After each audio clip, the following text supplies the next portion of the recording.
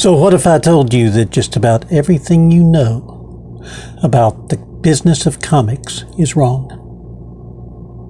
Hi, my name's Eagle. I am the publisher and line editor and chief cat herder at No Earth Comics. And today we're going to talk about the economics of putting out comics. And we're going to talk about this from a number of different viewpoints, and I get to expound upon those different viewpoints because I am an artist. I'm an artist with a lot of money, time, and education invested in my art career. I am a writer.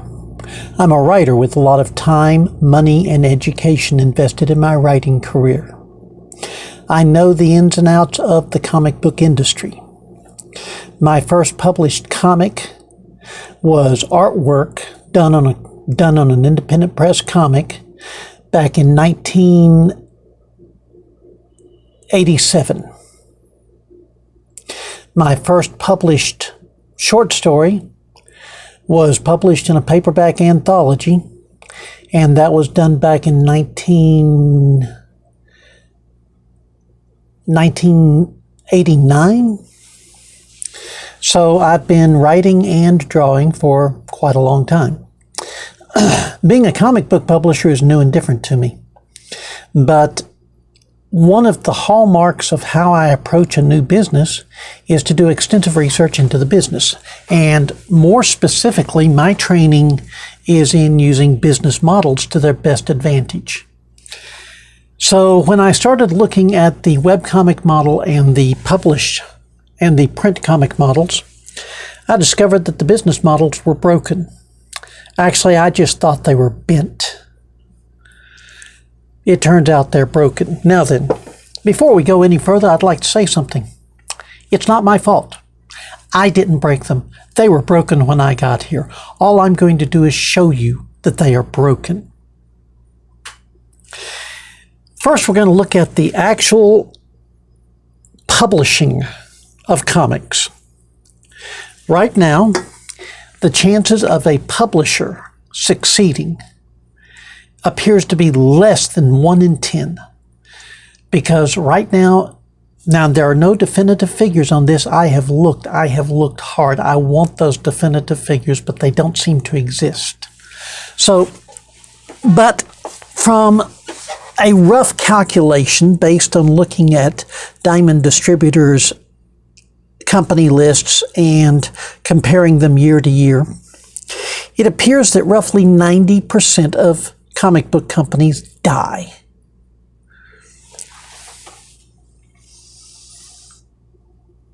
I'm just letting that sink in for a moment, marinate in that for a moment. It means that if you have a comic book company, there's a 90% chance that it's going to fail. This means the business model is broken, not just bent, not just seriously problematic, it is broken. Because at that point in time, there is nothing that is predicting a successful comic book company other than sheer dumb luck. Because I assure you, there's plenty of companies out there that have all the right pieces for success that are failing. And at that point in time, look, the average business failure rate in this company is 40% after 3 years. That's direct from the government statistics on businesses. 40% after 3 years. People often ridicule me for choosing a co-op model. Well, the co-op failure rate after 3 years the co-op failure rate after 3 years is 30%. I'm happier with that. So, 4 out of every 10 businesses fail. 3 out of every 10 co-ops fail, but 4 out of every 10 businesses fail unless you're talking comic books, and then for some reason, it's 9 out of 10. You see where there might be a problem. Just to prove this to yourself, anecdotally, of course, just think to yourself how many comic book companies that you buy comics from that have been around less than 10 years.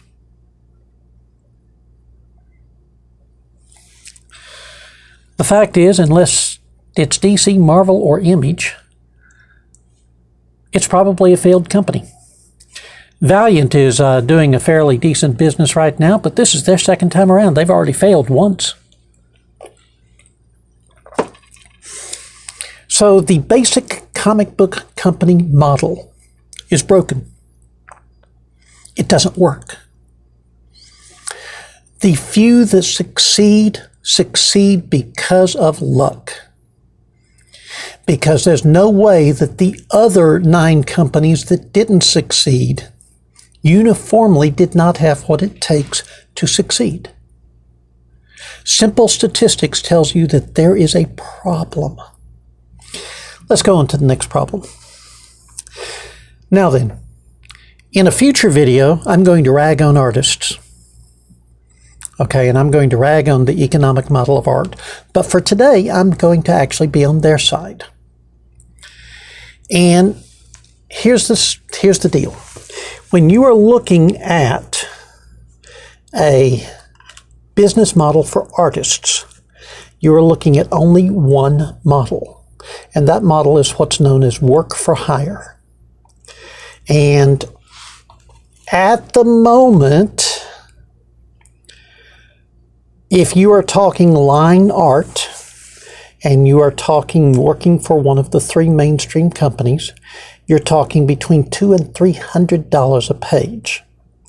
If you're talking working for an indie company, you're talking between $100 and $250 a page. Okay? What this means is that the average artist working at DC or Marvel winds up with about $30K a year if they are working on a monthly book.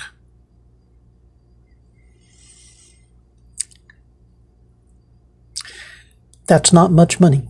In fact, it's above the poverty rate, but not much.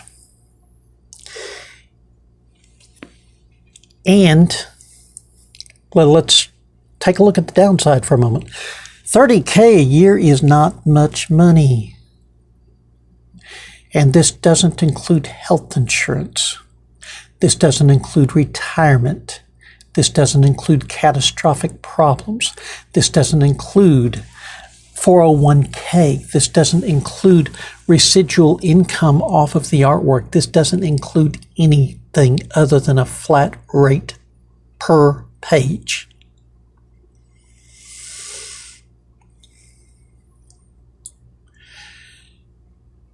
This is hideous. This is absolutely asinine. This is a business model that does not work. There are 2 different funds that I know of that are designed to do nothing but help destitute comic book creators crawl out of the financial hole they are in at end of life or during catastrophic illnesses. There's a 3rd one that is designed to pay for legal defense for comic book creators who run afoul of local obscenity and censorship laws. Because the company's not going to do it. The company's not going to pick up your medical expenses. The company's not going to do anything for you as an artist. This business model is broken. I didn't break it.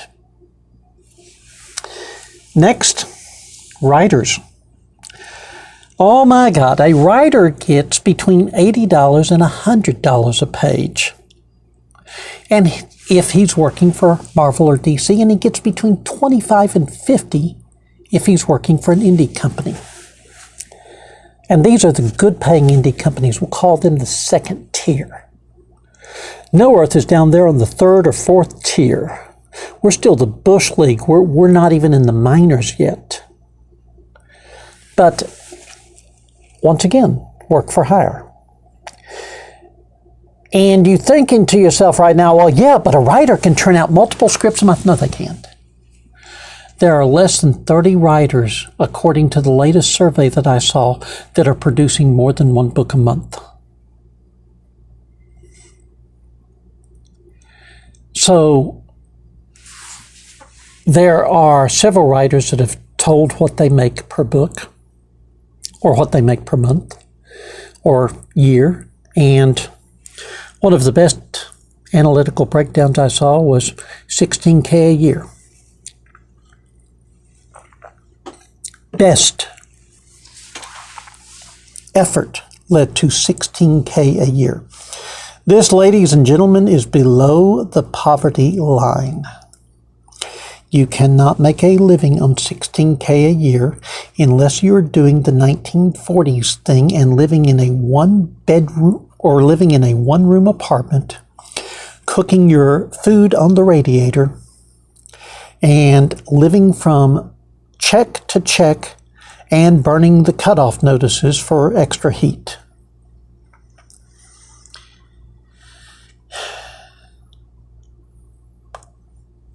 No royalties, no 401k, no insurance, no safety net. The only way to do comic book writing is to have a second job. For that matter, the only way to do comic book art is to have a second job or a really, really generous spouse. The business model is broken. It was broke when I got here. And then finally, you have Diamond Distributors. Diamond has a stranglehold on distribution to comic book shops. And as a result, unless you meet Diamond's specific requirements, your books do not go on Diamond's Previews, which is the retail Bible for comic books. Which means that if you are not going to go through Diamond, you are going to have to construct from whole cloth your own distribution network. This is why so many independent comic book companies wind up doing most of their sales online, at conventions, and at local shops. This is the route Nowhere's going to take. Why? Because in no way, shape, or form do we meet the requirements to go into Diamond yet. It's going to be 2 or 3 years before we can even think about it. And personally, I would prefer to have a much different, better distribution system set up before then. By the way, under Bill Clinton's administration, Diamond was being investigated for anti-trade practices. As soon as the Bush administration came in, the investigation was dropped. That's just the way things work. So, and lest I forget, webcomics. 10 years ago, there were a lot of webcomics that were able to make a living because the ad model was different. Now the ad model sucks rocks. According to the latest estimate I saw, there's less than 200 webcomics out there that are supporting their creators. This is absolutely ridiculous when you start considering that there are at least 30,000 webcomics out there. Let's just go with 20,000 just to keep the math simple. At that point in time, you have a point of a percentage, or you have a percentage of a percentage point that is successful. So let's go ahead and say it. The webcomic model is broken. None of these things are working models, and when you put them all together, you discover that the entire business model is broke. Not just a little bit, it is broke. It does not work. Why am I telling you this? What possible purpose does this serve? Because I want you to wake up. I want you to think about this. I want you to realize that what you are wanting to do, the passion that you have inside you to produce comic books, to be part of the comic book industry, is fantastic. But the business model that dominates the industry is broken. You can't repair it. I can't repair it. It cannot be fixed. Let that sink in. There is no way to fix it. It is irrevocably broken. What is going to be required to make this work? If you have the desire to make things work, then what's going to be required is new business models. For those of you who don't understand what a business model really is, you need to Google it. I'm going to give you a brief breakdown here because I want you to understand the basics of what I'm talking about. The appliance store and the car dealership have the exact same business model. They look like totally different operations, but they are the exact same business model. In both, you have a show floor. In both, you have a parts department. In both, you have a warranty service. In both, you have salesmen. In both, you have a manufacturer that is selling through the dealership. In both, you have a manufacturer that is also providing nationwide advertising in addition to the advertising that you provide yourself. So these two business models, even though they sell wildly different products, are identical. The comic book business model is not like any other business model. As an example, if you are a musician, you are going to be an indie until you get signed to a label, at which point in time you will be being paid in royalties. This means that for the life of the copyright, and longer depending on how you do it, you and your estate will collect money every time the music label makes money off of your music. This means if it plays on a radio, you make money. If it plays at a nightclub, you make money. And therefore, you don't need to keep producing something every month to pay your bills. Your residuals are what's important. Staying relevant is what's important. Continuing to put out quality is what's important, because you can't get by with putting out work for hire schlock. If you are an author writing for standard books, you are again being paid royalties. You are being paid that nice $10,000 you got for writing that book is not a paycheck, it's an advance. You got paid $10,000 in advance of your royalties, and as your royalties come in, they will be collected until such point in time as that $10,000 is paid back, and then you will start getting your royalties. And this is a model that works for those two industries. Consider that for the comic book industry. Ownership of IP becomes important, because if you're working for another company, the chances are you don't have any share whatsoever in that IP you own. And when that character that you created shows up on the big screen or the small screen or in a video game, the chances are there was no negotiation whatsoever for you to get any benefit from that. Every toy that's made, every piece of merchandising that's done, you should be getting a part of it, and you're not.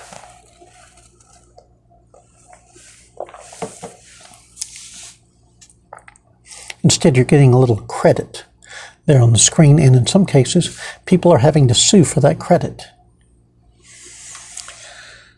I don't like this.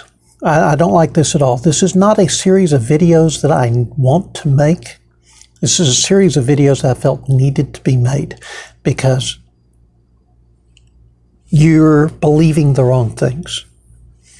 And I see this constantly when I'm on the forums. I see this constantly when I'm talking to people. They understand that it's messed up, but they don't understand why.